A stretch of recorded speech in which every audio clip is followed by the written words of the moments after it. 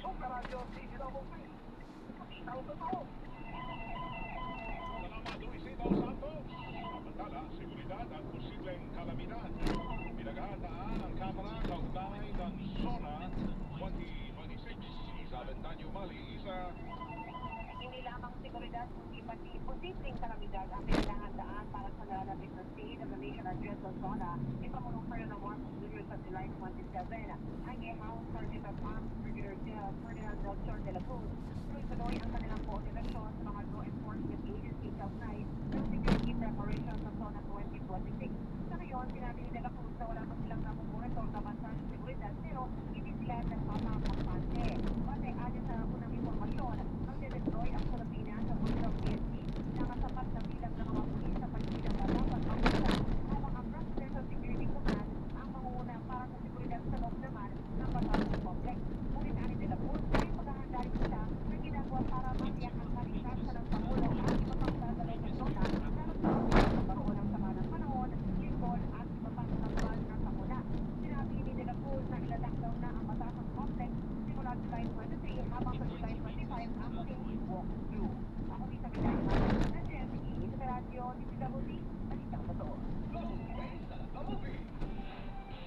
Salamat din sa Bentanyo Umali. Tayo po ay babalik sa pagbabalik natin yung pinag-usapan natin kanina tungkol sa mga motorcycle rider o yung mga riders. Paano ba natin sila bibigyan ng proteksyon? Paano sila mabibigyan ng proteksyon ng gobyerno? O sa kanilang hanay, Diba? meron ba sila magagawa para matulungan ang bawat isa sa gitna ng kalsada habang naghahanap buhay? Anong kahilingan nila para manatiling ligtas ang kanilang mga biyahe pa? Totoo yan. Papunta lang paggabi. Oo. So, hirap na yan. Kahit kayo po yung mga nagpapadeliver ng mga pagkain o naman. Totoo. Lalo pag ang lugar mo ninyo malayo-layo, diba? Minsan hirap yan. Hindi na ating gabi o alas 11 pa nga natin. Oo. Isipin nyo rin talaga yung Totoo yan. biyahe tumadaan sa Kasi daan. magbigay naman kayo ng maganda-gandang tip. Tipo, Lalo na kung mahirap hanapin ang bahay nyo, malayo, or madilim ang Yan, lugar. yan. Gawin na.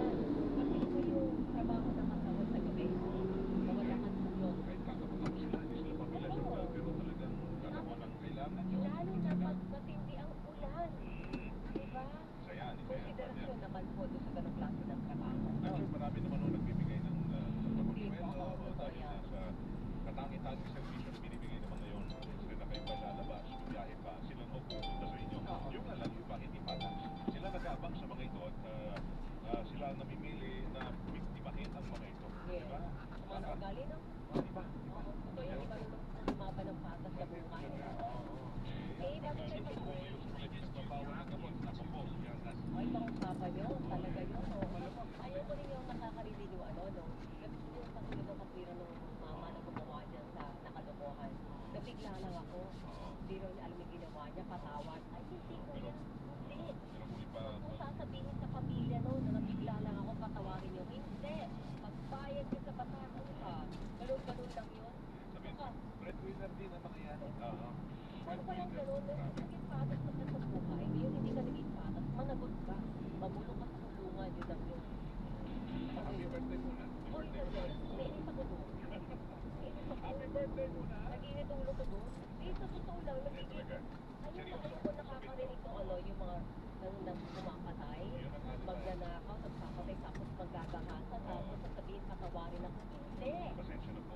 Hindi ka pwedeng patawarin sa batas kapag paliwanag, di ba? Buhay mo yung kinuhanan mo ng buhay. Kaya kaya. Nainis ako doon, sandali lang. Happy birthday mo. Japan muna tayo. Ang ganda ng bati ko bigla eh. Gusto ko pagbati kay Snack Borja. Siya ay 22 years old na ngayon at palagi siyang nakikinig na nanonood sa atin. All the way from Japan. Thank you. Snack Borja, maraming salamat sa pag-issue DZWP at ikaw ay maging-ingat palagi. Ayan, sino pa nandyan sa Facebook? O yung ate ko nanonood sa atin, sa Ate Julie. Maraming salamat po. Si Ma'am Luminda, si Antonina, si Jane. si Jane. Sino pa? Okay, thank you po sa inyo. Si Julia. Ayan, si Carlito. Ay, pagilikan. Alright. Thank you. Sabi niya, utang na loob BBM. Say something about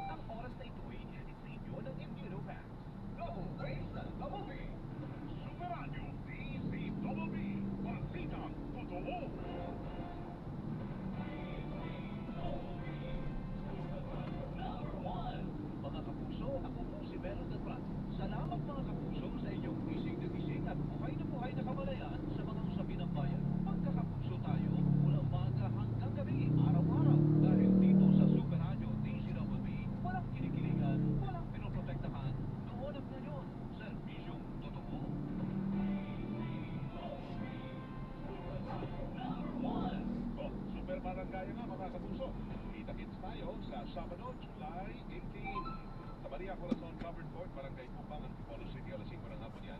Sama-sama na tayong magsaya sa isang hapon na puno ng kantahan, sayawan at bonggang papremyo. Makakasama natin dyan ang Barangay LS DJs sa sina Papa Ace at si Mama Emma at ang Super Radio DJs, Super Radio DJ, Super Radio Anchors, sina Pamela Adriano at saka si Alan G. Alan Gatos. Yan.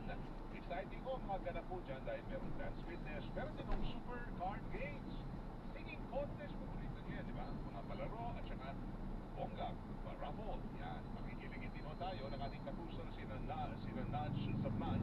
At syempre, dadayo rin ang mga GMA Sparkle Artists na sina Larky Castor at Riel Liomatilla. Kaya see you there mga kapuso.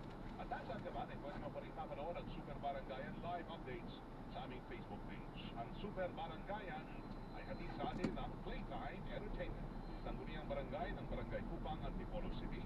Super Radio DCWB 594 at Barangay LS 97.1 forever.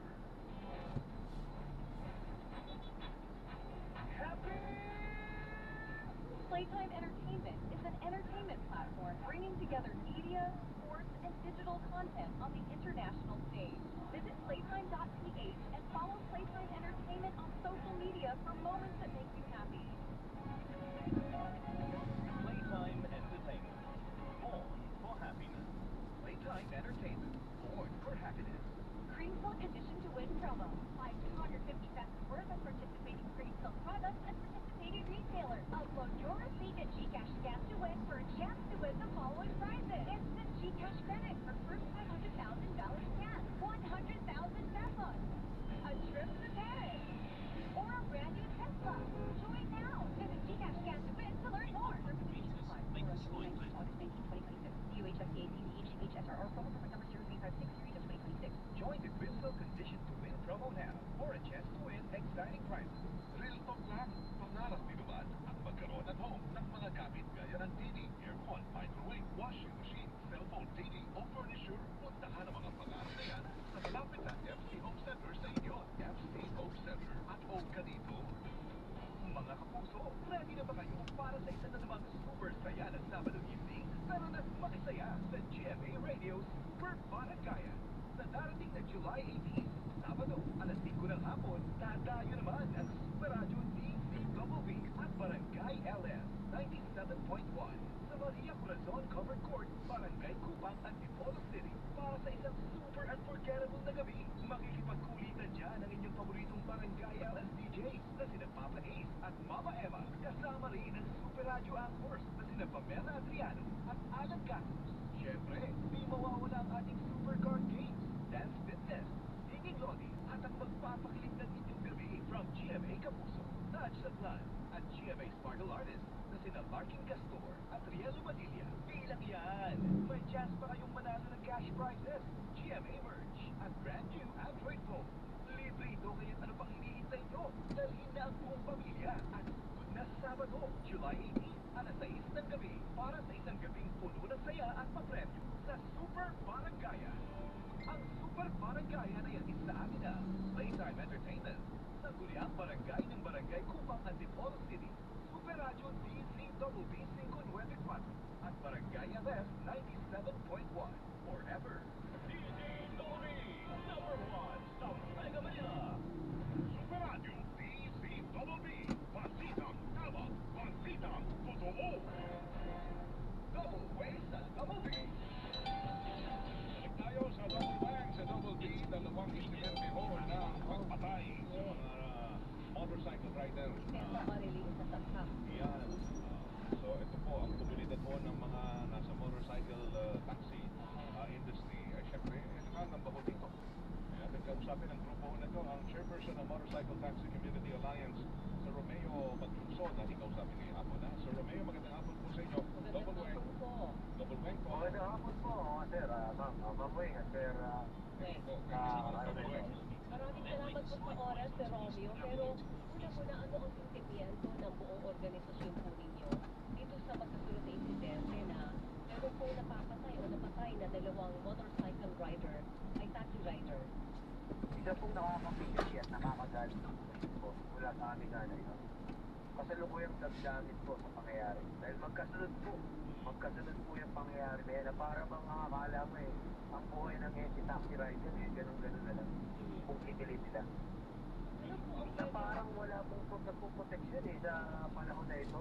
Yun ang pakiramdam namin. Na naghahanap buhay ka ng parehas, hindi ka makaramdam ng proteksyon sa gobyernong pinaglilingkuran.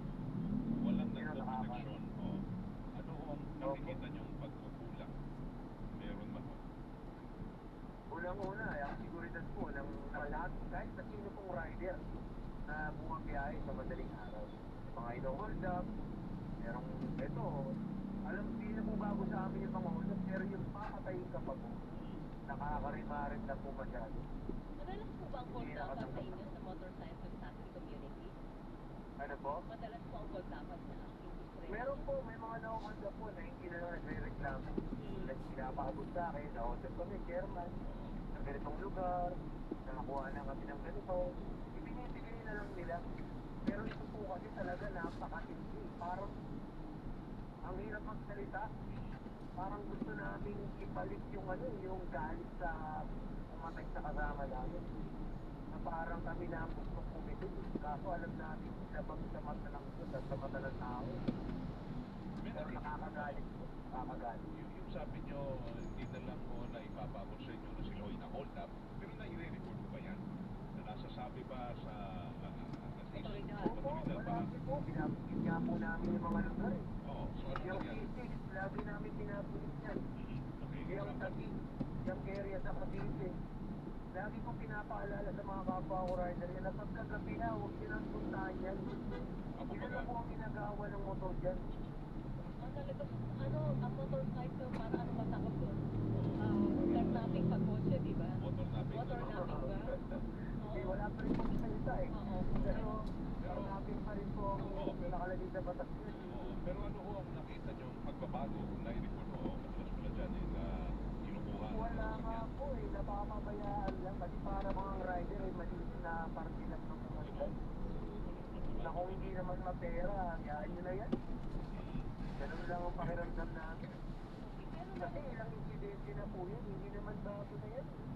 Yung nakarang, sinaksak ka, no? Sa Quezon City. Nabuhay naman yun.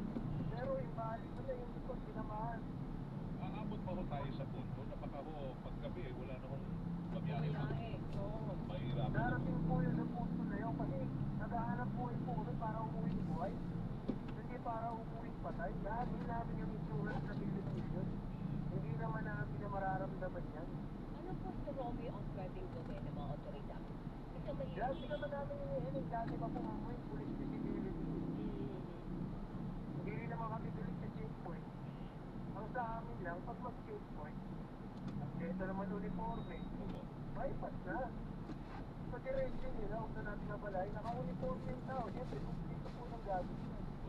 Pero tulong ba sa mga punto na pag nagbubuk ko ang isang pasahero, yung mga impormasyon na meron ng tao na yon, gaano ba kasiguro na yan po ay hindi hook-dapper or mahirap pa yan ma-determina sa ngayon? Kasi mga limitado lang Kasi basta. application yan. Sir, Opo. may problema sa mga kumpanya. Ano? May mga kumpanya advance. Nag-a-address ng mukha, Oo. ng ID, ng government ID. May mga apps walang ganun po. So, Kaya hindi mahalaga po yung- natin mag-generalize kung saan may problema. Oo. So, mahalaga na meron nun talagang, kung meron mang mag-member dyan sa app na yan, kumpleto dapat ang impormasyon ng pasero. Opo. May At picture. saka dati na po namin hiniling sa Kongreso yan na magkaroon din ng pizza, no? Recognition ng mga pasahero. Oo, hindi lang Kasi yung, ngayon hindi lang yung natin- kilala ng pasahero yung driver niya. Kailangan yung driver kilala din yung pasahero niya. Yun po. Opo. Sa panahon ngayon, kasi sobrang ang sama na ng tao. Oo. Napakasama na. Hindi na kagaya dati na may puso pa. I think kung Ngayon talaga. ilang dekada na nakararaan, di ba, maraming taxi, di ba? Pag nangukotot yung mga taxi driver, meron silang senyales sa kapwa nilang taxi. Nang nagbibigay ng kutya na tulungan mo kung hinuhonda ako. Parang ano yun eh, pinaiilaw nila yung kanilang headlight. Parang Opo, may pinakikita nila. nangyayari po Correct, di yun. ba? Ako po. Correct. Sa inyo Yung ba may taxi gano'n? natin na public yun. Correct. Sa amin po kasi lalo pag walang grupo, hindi namin mamonitor pagka walang grupo. Oo. Pero pag may mga grupo na mamonitor namin, nauuli namin yung gagawa ng masama sa kapwa namin, kasi mapapasundan namin agad. Nag-test location through chat. Ito kasing mga walang grupo, sarili nilang nakakal yun eh. Kaya masakit ko sa amin mawala sila. Pero talagang kakakita talaga sa panahon ngayon na masobra sa mga tao.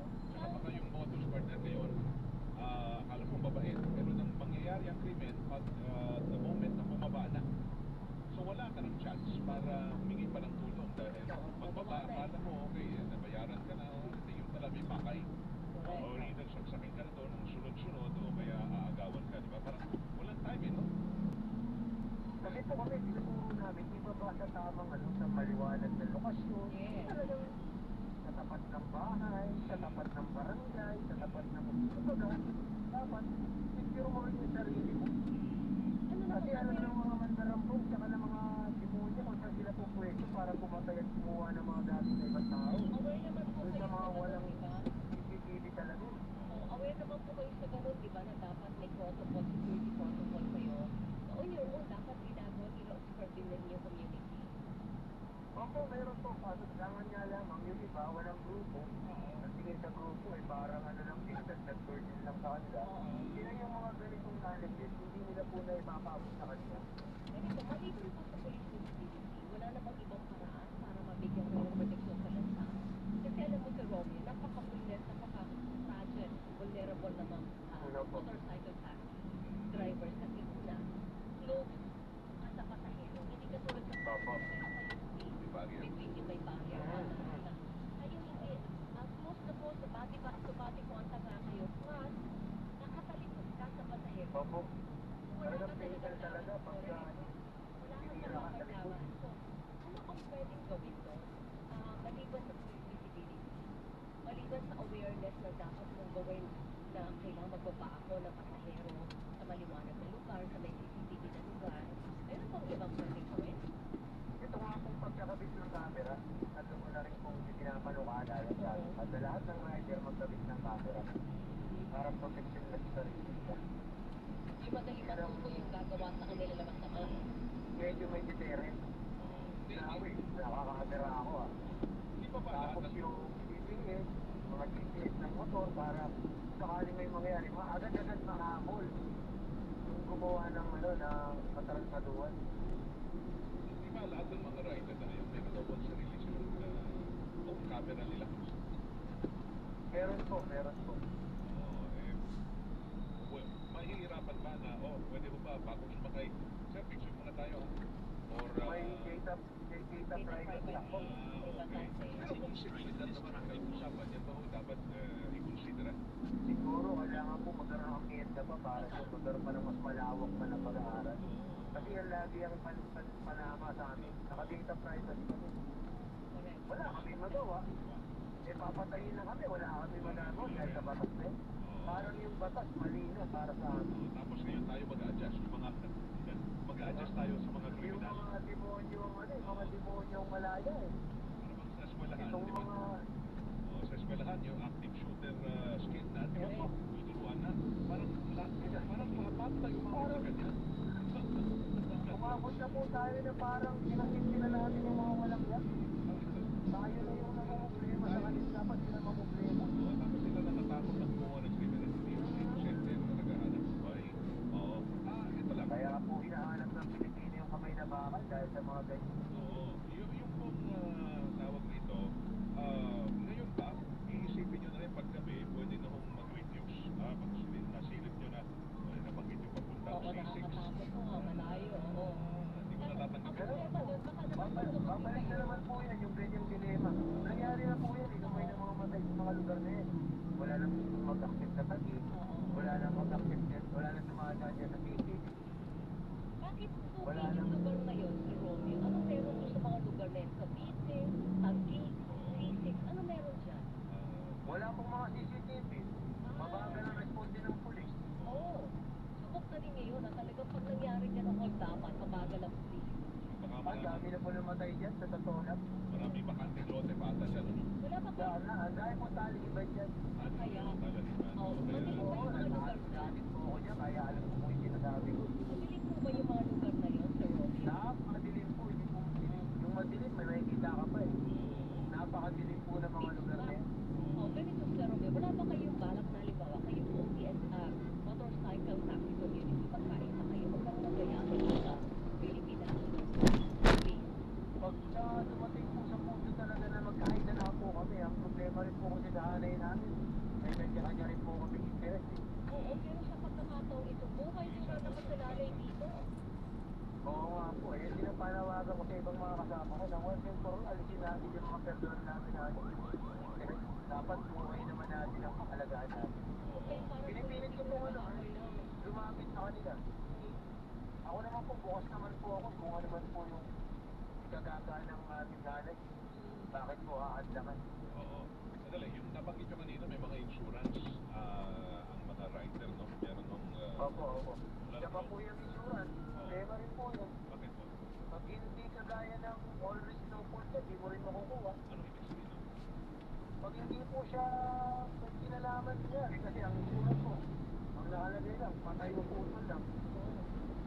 So, pag... Dalawa lang naman lagi. so pag hindi ka Depende pa mamatay... kung anong klase pagkamatay. Kung activity ba yan, o suicide ba yan, o malayan yan. Yung halimbawa, Murder. sa hold up ka, hindi kasama sa issue. Baka hindi pa covered, yun po yung problema. Wala pa, no? Yung nawalan ka ng kita. Correct. Wala. Lalo na kung halimbawa nakarnap yung motorsiklong pinanganganak mo. Opo, may mga ganyan. Oo. Di ba dapat kasama sa insurance yun? Ang hirap po, hindi ko lang po kung anong pakiramdam eh. Kasi Parang wala ka parang na ako eh, parang pakiramdam ko po pa. Bakit ganun? Ang hirap po magturuan. Ano lang, naiintindihan po namin yung ramdam namin yung frustration yung Sir Romeo. Takot na yun ba? Yung takot, galit, frustration, na wala kayong magawa kundi naghahanap Kasi po sabi naman po, nabiyahe naman ako ng madaling araw, wala akong ganyang baliktang naramdaman. Bakit ngayon? Bakit parang ganun? Naghahanap po kayo ng yung tao ng pareha. siguro naman Bakit narinig. papatayin? Hindi naman. Paano kung ako yun? May interview niyo pa po ba ako? Kung sakali ako yun? Kaya ba? Naiintindihan po namin ang damdamin ninyo. Aram namin na siguro yung takot sa bawat kampanya ng motorsiklo araw-araw, lalo na po gabi. Hindi nyo alam kung babalik pa po kayo ng buhay sa pamilya ninyo. Tapos tangay-tangay yung pinangahanap buhay ninyo, di ba? Kunin mo na lang yung pera. Kunin na lang yung pinagpakuhay. Kunin yung buhay. Maawa naman tayo. Maawa naman tayo. Matayo. May pamilya yung tao, may anak. Papatayin ko, naghahanap buhay ng tao. Sana po narinig tayo ng Philippine National Police ngayon ni DILG Secretary John Dick Remulla. Sir, hindi na po Pag biro nagsumbong ito. pa kami, scientific na kami agad. Yung maglalabas na siya yung task force. Magpapaglalabas pa sila ng mga kapulisan. Wala eh. Hanggang iyak lang kami. Hanggang ang pamilya namin, tumulong halak. Ang sakit niya po sa pakiramdam na parang at ganun, lumabas lang ako para maghanap buhay eh. Hindi na pala yung nangyayari ko. Bisita nyo na ho ba? Yung dalawa? Balak pa lang po. Balak pa lang. Balak pa lang. Kwento ng isa ko doon, yung isa, Yung nag-iisa yung kapila niya, yung kanyang anak. nag-iisang anak. Yung isa, yung sinaksak na malisi, Correct. nahuli na yung anak niya. Ang natira yung nanay niya. Kaya wala namang ay pangalan buhay yung nanay niya. E paano naman yung pamilya? Diba? Paano naman yung bata? Yung isa naman, binarik sa ulo sa kabili. Pagpiraan yung asawa. Ito yung ano sinabing hawak ko ang asawa mo, magbigay ka sa akin ng 5,000. Bigyan na ng 1,000, bigay pa ulit ng 5,000. Yung pala patay na Ang yung sama, napakasama. Ano na naman sa ganito kami, diba? Wala na pa tayo, ano? Pero kahit pa paano sa nakikita nyo sa kahit pa paano magsusubi ka pa rin at magkikipagsapalaran pa rin Wala. tayo. Kaya naman sa mga kasama ko eh, nung gagawin namin. Talagang ito yung mahanap buhay na buhay na. Nakakalungkot lang na gusto mo lang maghanap buhay. Gusto mo lang may mauwi sa pamilya ko. Pero ang kapalit yung pagpenta pag-uwi. Tapos ang Wala sasabihin naman lang, magagawa yung iyak ko sa totoo lang. Pero nakakalungkot eh. Paano kung ako yun? meron niya sa nakita ng taong bayan, social media traffic, ubos, pagkadalamhatin, ubos ang galit sa bayanan.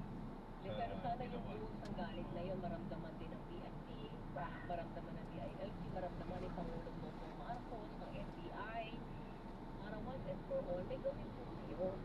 Dalawang beses po. Hindi sa isolated. Dalawang beses. Ayan. Dalawang beses. Magkasunod. Pinatay nga yan. Stop nga yan. Ako yun eh. Ang iniisip ko kasi ba? Sir, ako yun. Ayan. Paano kung ako yun? Paano yung pamilya ko? Na umaga sa akin. Sana po, matulungan din yung pamilya na nahuli yun na yung nanay na naiwanan ng ako, na nag-iisa, walang alam ko. Meron ba tutulong sa kanila? Meron ba sakali man na mag-aabot ng kapal? Para tulungan man lang. Ano pwede natin i-head up ang DSWD dito sa kaso na yun din? Kahit sa ganun marami sa gawin na tulong ko. Oo nga. Sana. Kaisa niyo kami sa hangad na Ingat po, ma'am. God bless po. pamayanan sa pagkakita na ligtas. Kahit anong oras lumabas ka, walang develop sa iyo. Ang mga natatakot, manatili. Dapat makatakot masama. Hindi tayo mga... Sasakit din po yan. Susunod po. Ano po, good morning po. Ay, good afternoon po. Dito na po? Pwede na dyan. Ah, sige. Sabi ko, tigal. Thank you. Hindi na po. Totoo lang po. Natatakot na rin po ako sa... Ma'am, ano po? Hindi ko na rin po kasi maprotektin yung sarili ko. Hindi ko alam kung ano mangyayari sa akin. Hindi ko lang kasi hindi ko kabisado dito eh. Salamat sa salamat. Pagkakita na po. Pagkakita na po. Ayun, pwede rin po. Kayo, ramdam namin kayo. Thank you. Ramdam namin. Thank you, Sir Romeo. Ha? Magandang hapon po sa inyo. Thank you. Si Ginoong Romeo Madulog Luzon, chairperson ng Motorcycle Taxi